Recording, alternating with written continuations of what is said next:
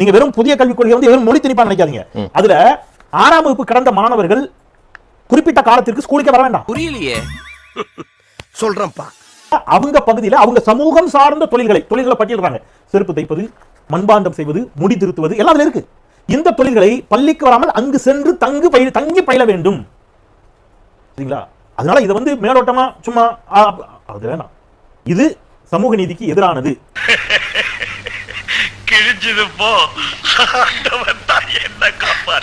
கேந்திர வித்யாலயால எத்தனை தமிழ் டீச்சர் இருக்காங்க? எல்லாம் வந்து ஸ்டாண்டர்ட் டெம்ப்ளேட்டுங்க. சொல்லுங்க. கேந்திர வித்யாலயம் டெம்ப்ளேட் உடைங்க. ஆமா வருது. பொறுமையா ஜீரோ. இப்போ சான்ஸ்கிரிட்டுக்கு 10 இருக்காங்க. ஜீரோ. ஏன் 10 இருக்காங்க? கேந்திர வித்யாலயம் நிச்சயமாக தமிழ் வர போகிறது. நிச்சயமாக வருகிறது. மாற்று கருத்து இல்லை. அது இப்பவே நான் உங்களுக்கு சொல்லிடுறேன்.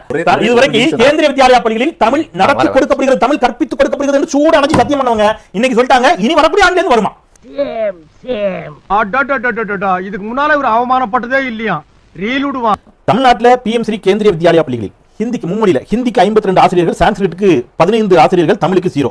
இந்த தேசிய கல்விக் கொள்கையை கொண்டு வந்திருக்காங்கல்ல மும்மொழி கொள்கையில, அதுல பக்கம் 128 22.15 சமஸ்கிருதம் அதன் கலைப்பாங்குகள் மற்றும் பாடங்கள் ஊடே பரந்துபட்ட தனிச்சிறப்பான பங்களிப்புகள், இலக்கியங்கள், அதன் பண்பாட்டு தனிச்சிறப்பு, அறிவியல் இயல்பு காரணமாக சமஸ்கிருத பாடசாலைகள் மற்றும் பல்கலைக்கழகங்கள் என ஒற்றை நீரோட்ட வரையறைக்குள் இருப்பதை விட சிங்களா மாட்டிக்கிச்சு அப்படி இருக்கக்கூடாது.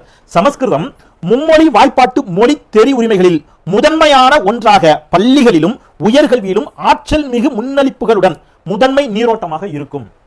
ஹிந்தியை திணிக்கல சார், சான்ஸ்கிரிட்டை திணிக்கிறாங்க. சான்ஸ்கிரிட் தமிழ்நாடு இந்தியாவில் எந்த மாநிலத்தின் தாய்மொழி?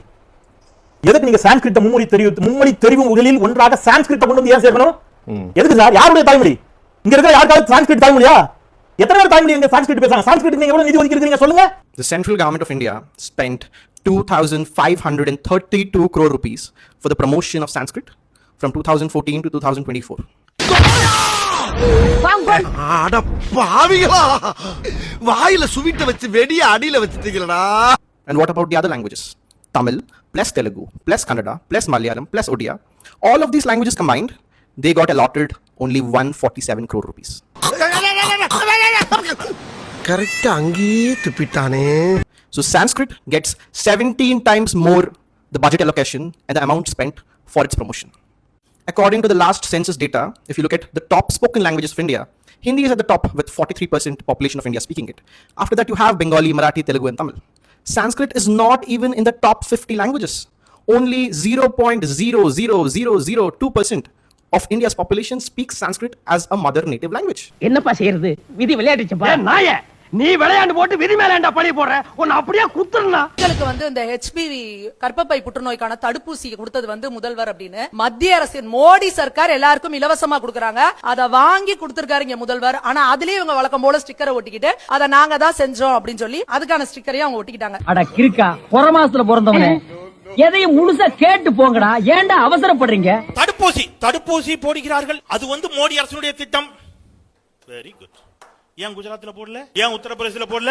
ஏன் மத்திய பிரதேசல போடல? ஏன் மகாராஷ்டிரால போடல? டபுள் இன்ஜின் சர்க்கார் தான். ஒரு மாநிலத்துல நீங்க போட்டீங்கன்னு எடுத்து காட்டிடுங்க. என்னங்க எதை கொண்டு வந்தாலும் நீங்க ஸ்டிக்கர் ஒட்டுறீங்க மாநில அரசு செய்யறதுல. ஏண்டா ராஸ்கல் ஆடி வாங்கமா? அட அதிகப்படுத்துறீங்கடா. ஏய் அலப்படா வாயில கைவி. ஊர் வர வரைக்கும் வரல எடுக்க கூடாது ராஸ்கல். தமிழகத்துக்கு இதுவரைக்கும் திமுகவும் காங்கிரஸ் இத்தனை முறையில இருந்தா கூட அதிமுக பாஜக தான் தமிழ்நாட்டுக்கு ஒரு எய்ம்ஸ கொண்டு வரணும்னு கொண்டு வந்த எடப்பாடி அவர்களோட ஆட்சி தான் அடுத்து வரப்போகுது. நீங்க பாருங்க. ஆனா எப்படி வந்து பாஜக வடமாநிலத்தில் ஆட்சியை பிடிக்குங்கிறத நான் இப்பதான் புரிஞ்சுக்கிட்டேன். இவ்வளவு தைரியமா போய் சொன்னாங்க. ஐயா வேலுச்சாமி உள்ளபடியே அவருக்கு ஹார்ட் அட்டாக் வராத குறை எய்ம்ஸ கெட்டிட்டாங்கன்ட்டாங்க. எங்க எந்த ஊர்ல கட்டினீங்க? அந்த மாணவர்கள் எல்லாம் ராமநாதபுரத்துல படிச்சிட்டு இருக்காங்க. எனக்கு தெரிஞ்சு ஒரு கல்லூரியே கட்டப்படாம அந்த கல்லூரியில மாணவர் சேர்க்கை நடந்து மாணவர்கள் படிச்சு முடிச்சிட்டு வெளியில வந்தது உங்க எய்ம்ஸ்ல மட்டும்தான். 7 வருஷம் ஆச்சு.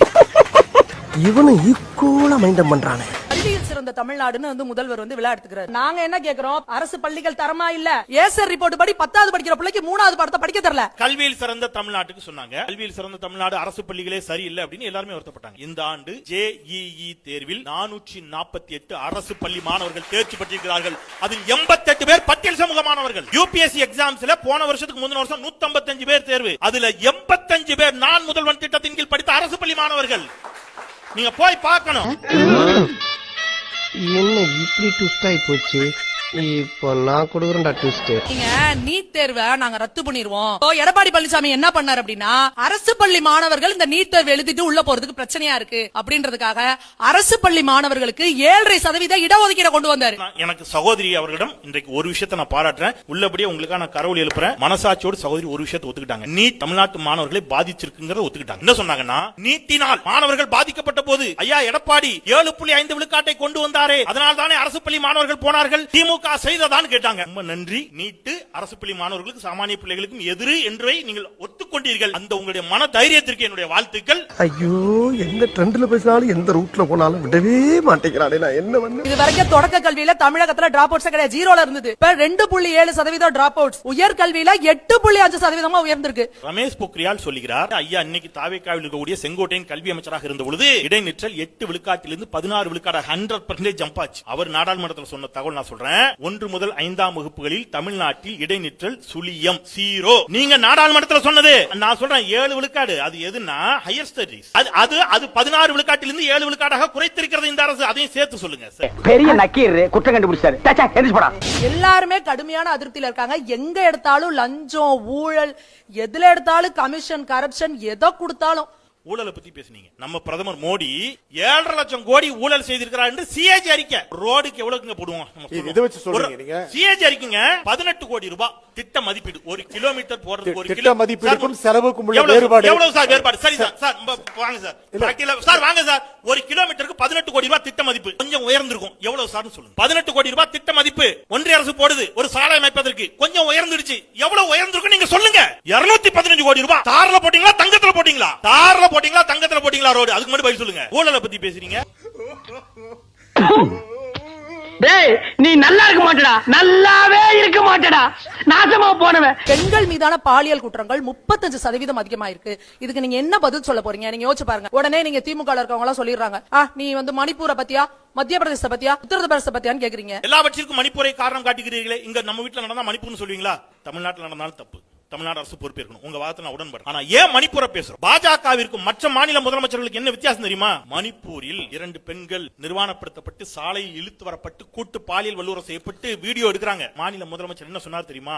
தமிழ்நாட்டிலும் குற்றங்கள் நடக்கிறது, குற்றங்களை கண்டிக்கிறார் முதலமைச்சர். உடனடியாக அவர்கள் கைது செய்யப்படுகிறார்கள். ஆனா அந்த முதலமைச்சர் என்ன சொன்னார் தெரியுமா? இது மாதிரி ஒரு நாளைக்கு 100 சம்பவம் நடக்குங்க, இது ஒரு பெரிய பிரச்சனையான்னு கேட்டார். அதனால எங்களுக்கு அச்சமாக இருக்கிறது, மணிப்பூர் மாதிரி ஆயிடக்கூடாது. என்ன போக்கு போக்கு எதிர்கட்சியார் என்ன நினைப்பா? ஒட்டுமொத்த மீடியாக்களும் திமுகவோட கண்ட்ரோல்ல இருக்கு. அதனால அவங்க என்ன சொல்றாங்களோ அதை தான் நீங்க பேசுவீங்க. மீடியாக்களை திமுக மிரட்டுகிறது. அண்ணாமலை ஐயா மாநில தலைவரா பதவியேற்றணும், கோயம்புத்தூர்ல இருந்து வராருங்க. நீங்க மீடியா பத்தி எல்லாம் கவலைப்படாதீங்க. 6 மாசத்துல அவ்வளவு மீடியா என்னோட கண்ட்ரோல்னு சொன்னவர் அண்ணாமலை. மீடியாவை பாஜக தான் மிரட்டுது, திமுக மிரட்டல. No problem.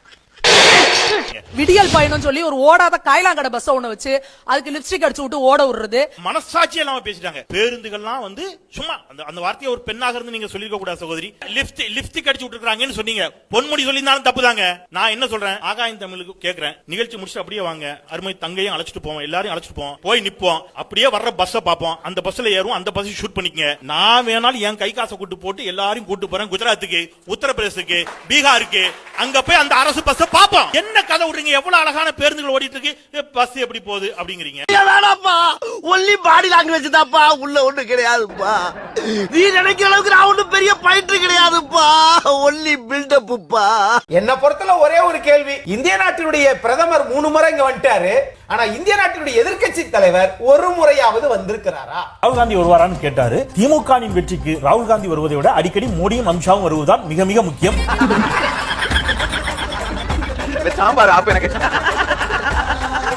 இந்தியாவில் இந்த அளவுக்கு மோசமா சட்டம் ஒழுங்கு தமிழ்நாட்டில் எப்போதும் இருந்ததில்லை. இன்னைக்கு அரசியல்வாதி, ரவுடி, போலீஸ் 3 பேரும் ஒன்னா சேர்ட்டான். நீங்க போலீஸ்காரன் தப்பு பண்ணா அதிகாரிகள் கேட்கணும். ஐஏஎஸ் ஆபீசர் பூரா கரப்ட் ஆயிட்டாங்க. அந்த அளவுக்கு மோசமா கொண்டு வந்திருக்கிறது இந்த அரசாங்கம். சரி, ஓகே. திருச்செந்தூர் பேரை உச்சரிக்கிறதுக்கு உனக்கு எந்த அருகதையும் கிடையாது. அவன் தங்கமான பையன். சார் சட்டம் ஒழுங்கு பத்தி சொன்னாங்க. பாஜகத்தில இருந்து அதெல்லாம் விட கொடூரமான ஒன்றாக தமிழ்நாட்டில் இப்பொழுது இருக்கிறதாக அவங்க எதை நினைக்கிறாங்க எனக்கு தெரியல. இப்படியே பறந்து போய்க்கிருந்தா மானந்தா உன் தன்மானந்தா பார்க்க. இந்த கட்சியின் ஆட்சியை கலைத்த பெருமை பாஜகவுக்கு தான் உண்டு. மணிப்பூர்ல சட்டம் ஒழுங்கு சந்தி சிரிச்சு சீரழிஞ்சு சின்னாபின்னமானது. மணிப்பூர் வீதியில் இழுத்து வந்தார்கள். ஒரு முதலமைச்சர் என்ன சொன்னாரு? பாஜக முதலமைச்சர் இதெல்லாம் சகஜம். ஏண்டா இந்த ஊரு இன்னமுமா நம்மள நம்பிக்கிட்டு இருக்கு? அது அவனுக்கு வீதி. ஸ்ரீராம் அவர்கள் நான் கேட்ட கேள்விக்கு பதில் சொல்லிட்டு என்கிட்ட கேள்வி கேட்டா அதுதான் நேர்மை. நான் கேட்ட கேள்வி ஒண்ணு கூட நீங்க பதில் சொல்லல. அதுதான் நேர்மை. நீங்க போய் சொல்லிட்டே இருக்கீங்கன்னா நான் என்ன இல்ல இல்ல இல்ல முதல்ல ஒரு சொல்லுங்க மறுத்தீங்க. இல்ல இல்ல சொன்ன வார்த்தை நீங்க சொல்ல வேண்டாம். இந்த பரப்புரை வந்து மக்கள் கிட்ட எந்த அளவுக்கு எடுபடும் நினைக்கிறீங்க? ஒவ்வொருத்தரும் ஒவ்வொரு வியூகத்துல இருக்காங்க. யார் மக்கள் கிட்ட ரொம்ப அதிகமா நெருக்கமா போறா அப்படின்னு நீங்க நினைக்கிறீங்க? திமுக அதிமுக ரெண்டுமே இலவசங்கள் கொடுப்போம்னு சொல்றாங்க. இதுக்கு முன்னாடி கொடுத்திருக்காங்க, இனிமேல் கொடுப்போம்னு சொல்றாங்க. இவங்க கிட்ட அதுல விஷயத்துல வந்து நேர்மை இருக்கு. இவங்களுடைய பிரதம மந்திரி வந்து இலவசங்கள் நாட்டை கெடுத்துரும் சொல்றாரு. ஒவ்வொரு மாநில தேர்தலிலும் இலவசங்களை அள்ளி கொடுக்குறாங்களே, அது ஏன் அப்படின்னு ஸ்ரீராம் பதில் சொல்லணும். பட்டையை போட்டுட்டா நல்லவன் நம்பிடுவாங்களா? அதான் மூஞ்சில பொறுக்கின்னு எழுதிருக்க. இவரு விஜய் வந்து இலவசங்கள் கொடுக்க வாங்க மாட்டோம், தன்மானத்தை காப்போம்னு சொல்லுங்க அப்படின்னு கூட்டத்தை பார்த்து சொன்னாரு. இன்னைக்கு அவங்க இலவசங்களை வாரி வாரி அனுமதிக்கிறாங்க. இவங்க எல்லாம் ஒரு பெரிய மனுஷனுங்க, இவங்களுக்கு எல்லாம் ஒரு பேட்டு கோட்டு. சீமான் இலவசம் வேண்டாம்னு சொல்ற சீமான் வந்து என்ன செய்யறாரு? இவங்க விவசாய தொழிலாளிகள் நாங்க அரசு ஊழியர்கள் ஆக்கிடுவேன்னு சொன்னாரு. விவசாய தொழிலாளிகள் நம்ம எல்லாருக்கும் தெரியும், கிராமத்தை பத்தி தெரிஞ்சவங்க எல்லாருக்கும் தெரியும். விதைக்கிற காலத்திலயும் அறுக்கிற காலத்துல தான் அதிகமா பணியாட்கள் தேவைப்படுவாங்க, மத்த காலத்துல தேவைப்பட மாட்டாங்க. ஆனா ஒருத்தர் அரசு ஊழியர்னு சொல்லி வச்சிருக்கீங்கன்னா வருஷம் பூரா சம்பளம் கொடுக்கணும், அது இலவசம். இதுல என்ன இதுக்கு நேர்மை இருக்கு? அதனால இவங்க 3 பேருமே ஹிப்போக்ரட்ஸ். கடவுளே, பரப்புரையிலேயே இந்த 3 கட்சிகள்ட்ட வந்து நேர்மை இல்ல. பிஜேபி இல்ல, விஜய் இல்ல, சீமான் இல்ல. That's all. டேய், இந்த பிரச்சனைக்கு என்னால மட்டும் முடிவு காண முடியாது. 2 பேரும் திமிர விடாம காலை பிடிச்சு அமைக்க, ஒருத்தன் மண்டைய பிடிச்சு அமைக்க. ஒரே வெட்ல தலை வர முண்டை வர நான் உருட்டி விட்டு போகல. இன்னையில இருந்து என் பேர் பேச்சு முத்துறா, நாளை இருந்து பூச்சி முத்திர மாத்தீங்களா? நான் சொல்றேங்க, இந்த இது தமிழ்நாட்டுல வந்து எத்தனை கல்லூரி பெண்கள் இருக்காங்க? 2-3 கல்லூரி பெண்களுக்கு இது வந்து வல்லுநர் நடந்தது தவறு. ஒருத்தருக்கு நடந்தா கூட நம்ம வெட்கி தலகுனியணும், அது சந்தேகமே இல்ல. ஆனா தமிழ்நாடு பூரா பெண்கள் நடந்து போறதுக்கு பாதுகாப்பு இல்லை அப்படிங்கிறது வந்து ஒரு பொய் பிரச்சாரம். இந்த மாதிரி இவங்க வந்து ஒரு அஜெண்டா செட் பண்ண பாக்குறாங்க. அவங்க சாதனையை சொல்லி ஓட்டு கேட்கட்டும் அப்படின்னு பார்க்கும்போது டிஎம்கே இந்த 5 வருஷத்துல பண்ணத நான் எல்லா மாநிலங்களை பத்தி ஓரளவு விவரம் தெரிஞ்சவங்க அப்படின்னு சொல்றேன். எந்த மாநிலத்திலுமே இந்த 5 ஆண்டுகள்ல பல்வேறு குடும்பங்களுடைய தேவைகளை உணர்ந்து அவங்களுக்கு திட்டம் திமுக வகுத்ததே இந்த திமுக அரசு. அது மாதிரி வேற எந்த அரசு வகுத்திருக்கு? இந்த பிஜேபியில எந்த அரசாவது இது மாதிரி ஏதாவது பண்ணிருக்காங்களான்னு ஸ்ரீராம் சொன்னாருன்னா இவங்க மொத்தமா என்னென்ன பண்ணிருக்காங்களோ அந்த அளவுக்கு ஈக்குவலா உங்களுடைய எந்த அரசு பண்ணிருக்கு சொல்லுங்க. நீங்க ஒரு சின்ன பேச்சை கேட்டு எவ்வளவு பெரிய ரவுடி கிட்ட மாட்டிக்கிட்ட. 3 தலைவர்கள் முன்னெடுக்கக்கூடிய பரப்புரையில் வெளிப்படும் கருத்துக்கள் விஜய் நெருக்கடி கொடுக்கப்படுவதாக சொல்லக்கூடிய கூற்றை எல்லா தலைவர்களும் இன்க்ளூடிங் எடப்பாடி கே பழனிசாமி அவர்கள், எதிர்க்கட்சி தலைவர், தமிழ்நாடு முதலமைச்சர் அல்லது திரு சீமான், பாஜக லீடர்ஸ் எல்லோருமே என்ன பண்ணிருக்காங்கன்னா 21ஆம் தேதி வரைக்கும், கடைசி நாள் பரப்புரை வரைக்கும் தங்களுடைய பயண திட்டத்தை காவல்துறையிடம் கொடுத்து அனுமதி வாங்கியிருக்காங்க. விஜய் தரப்புடைய சிக்கல் என்ன அப்படின்னு கேட்டீங்கன்னா, ஒரு நாள் முன்பாக தான் அவங்க காவல்துறை அணுகுறாங்க. இப்ப இன்னைக்கு சார், நாளைக்கு ஒரு திருநெல்வேலி தூத்துக்குடி போறாரு, நாளை மறுநாள் கடலூர், அதற்கு அடுத்த நாள் புதுக்கோட்டை நினைக்கிறேன். இந்த 3 ஊர்களுக்கு மட்டும் தான் இன்னைக்கு அனுமதி கேட்கறாங்க. இப்ப இந்த அனுமதி எப்படி கேட்கறாங்கன்னா, ஏற்கனவே இவங்க முன்கூட்டியே சில தலைவர்களுக்கு அங்க ஒதுக்கிப்பாங்க, அந்த நேரம் அதே நேரத்தை எங்களுக்கு கொடுங்கன்னு கேட்கறாங்க. அப்ப ஏற்கனவே வேற ஒரு தலைவர் அதே நேரத்தில் அதே ஊர்ல பிரச்சாரத்துக்கு ஒதுக்கப்பட்டிருப்பாங்க, அந்த நேரத்தை இவங்க கேட்கறாங்க. திட்டமிட்டு ரத்தாகணும்னு இப்படி பண்றாங்க. அப்படித்தான் பண்றாங்களோன்னு எனக்கு தோணுது. சரி, பரவாயில்ல. உங்களுக்கு வேர்வை ஆகாது. வடிவேல் ஒரு படத்தை சொல்றாரு, ஐயோ என் உடம்பில் நீராய் சுரக்கிறது, இதுக்கு பேர் வேர்வை, இதுக்கு முன்னாடி உங்களுக்கு தெரியாதா அப்படின்னு கேட்பார்ல, அந்த மாதிரி நமக்கு வேர்வை செட் ஆகாது. அதை நீங்க ஒத்துக்கிட்டு போங்கிறேன். உங்களை விட்டுருங்க, விஜயுடைய பரப்புரை விட்டுருங்க சார். நானும் இன்க்ளூடிங் நம்முடைய மாலை மரசு வரைக்கும் எல்லா தொலைக்காட்சியும் பார்த்தேன். தாவேக்காவினர் வேற யாராவது தீவிரமா பரப்புரை செஞ்சாலும் நீங்க பாத்துக்கிறீங்க. வேற 224 தொகுதியில நீங்க யாரு பாவம் ஒருத்தர்லாம் வந்து தனியா ஆந்திரா பஸ்க்கு கையை காட்டிக்கிட்டு இருக்காரு. ரொம்ப அடிக்கிறான்டா இவன். பாஸ் உங்களை ஓவரா கும்மிட்டு போயிட்டான். இங்கே செம்மொழி அங்கீகாரத்தை பெற்றுக் கொடுத்தது திராவிட முன்னேற்ற கழகம். செம்மொழி தமிழாய்வு நிறுவனத்தை கொண்டு வந்து திராவிட முன்னேற்ற கழகம். அந்த செம்மொழி தமிழாய்வு நிறுவனத்தை முடக்கியது பாரதிய ஜனதா கட்சி. தமிழர் பெருமையை உலகிற்கு உறக்க சொன்ன கீழடி அகலாய்வு அறிக்கையை ஏற்க மறுத்தது பாரதிய ஜனதா கட்சி. தமிழில் வழிபாடு என்ற இந்த நிமிடம் வரை இவர்கள் உளப்பூர்வமாக ஏற்றுக்கொள்ளவில்லை. தமிழில் தேவாரம் பாடிய ஆறுமுக ஓதுவாரை கூட தூக்கி எறிந்த தீட்சிதர்களை ஆதரிக்கக்கூடியவர்கள் இவர்கள். அதனால தமிழின் மீது இவர்களுக்கு வந்து திடீர் பற்று இருக்குல்ல. எனக்குன்னே வருவீங்களாடா? கண்ணதாசன் எழுதிய புத்தகம் வனவாசத்தில் தெளிவா அவர் எழுதியிருக்கிறார் சார். என்ன எழுதியிருக்கிறார் தெரியுமா? நான் ஒரு முன்னுரை எப்படி இருக்குது, நான் என்னை பற்றி எழுதக்கூடிய வாழ்க்கை குறிப்பேடு. எனவே ஒவ்வொரு இடத்திலையும் நான் வந்து என்ன எழுதுறேன், நான் எழுதுறேன், அதற்கு பதிலாக அவன் அவன் அவன் என்று என்னை குறிப்பிடுகிறேன் எழுதிட்டு, அவரு தன்னுடைய வாழ்க்கையில் திருச்சியிலிருந்து கிளம்பி வருகின்ற பொழுது ரயில்ல டிக்கெட் எடுக்காம வந்ததை பத்தி, அவர் வந்ததை பற்றி வனவாசத்தில் தெளிவாக எழுதியிருக்கிறார். ஆதாரத்தோடு எடுத்து போட்டுருக்கான். என்ன பேசுறீங்க எல்லாரும்?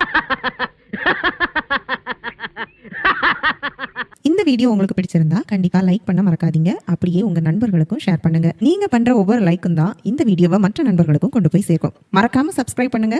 உங்க கருத்துக்களையும் கமெண்ட் பாக்ஸ்ல பதிவு பண்ணுங்க.